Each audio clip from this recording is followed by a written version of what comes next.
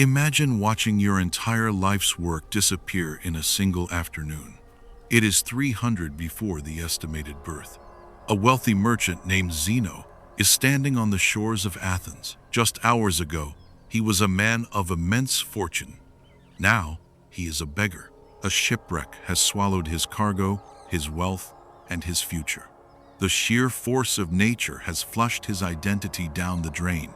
If you were Zeno, how would you react? Would you scream at the ocean?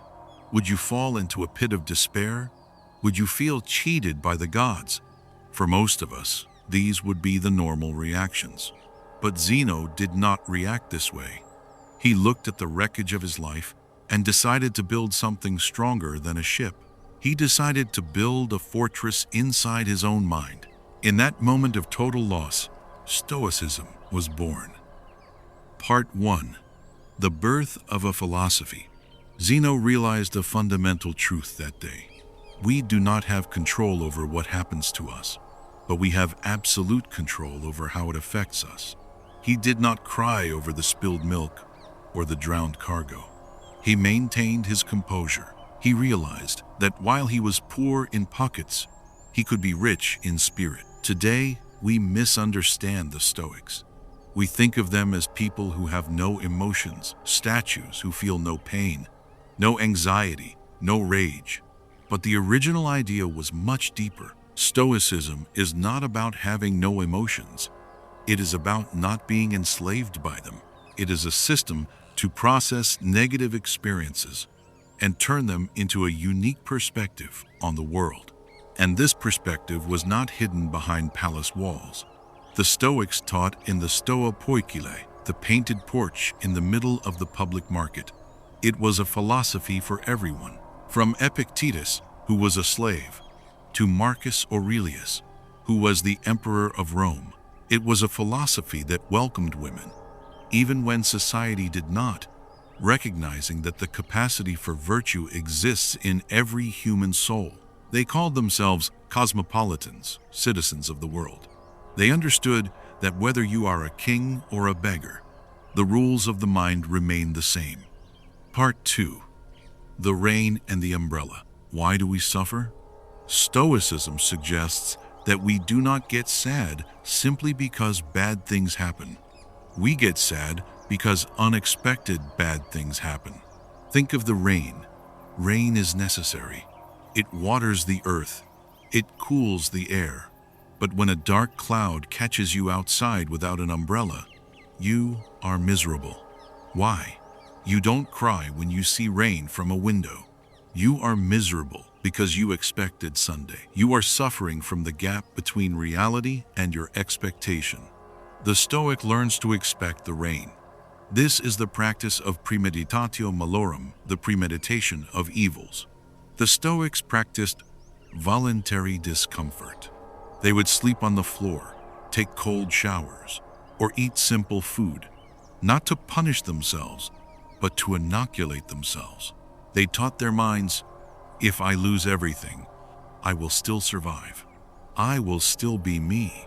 In a modern world that screams, you need the next new car or the biggest house to be happy, this message is a lifeline. If you attach your happiness to things you can lose, you are building your house on sand. Cars break down. Markets crash. Relationships end. If your peace depends on these external things, your peace is always one disaster away from extinction. Part 3. The archer and the algorithm. This brings us to the most important principle of all, the dichotomy of control. Epictetus said, the chief task in life is simply this: to identify and separate matters so that I can say clearly to myself which are externals not under my control and which have to do with the choices I actually control. Think of a modern example: creating something, a video, a project, a business, the research, the script, the editing, the effort that is up to you. But the moment you click upload or submit the work, the result is now in the hands of the algorithm, the boss, or the market. If you judge your success by the views, the likes, or the promotion, you are a slave to the outcome. You are like an employee who works hard for 6 months and is crushed when they don't get the promotion, not realizing the company was simply losing money. The Stoic acts like an archer. He controls the aim, the tension of the bow, and the release of the arrow. But once the arrow flies, a gust of wind might blow it off course. The Stoic finds peace in shooting well, not just in hitting the target. When you value the effort over the outcome, you become invincible to failure. Part 4. The 4 pillars of virtue. To navigate this life, the Stoics gave us 4 cardinal virtues. First, wisdom, the ability to separate the internal from the external. As Viktor Frankl said, between stimulus and response, there is a space. In that space is our power to choose our response. Second, courage, to persist in the good and resist the bad. Third, temperance, moderation. While the billionaires of the world fight for more, the Stoic knows that true wealth is simply having what is essential and realizing that it is enough. And finally, the most important, justice, the understanding that we were born for each other. There is no greater example of this than Nelson Mandela. Imprisoned for 27 years, he had every reason to be consumed by hatred. But in his cell, he read Marcus Aurelius. He practiced Stoicism. When he was released and became president, he did not seek revenge. He sought reconciliation. He understood that the past was beyond his control, but the future of his nation was in his hands. He chose to build rather than destroy. Part V.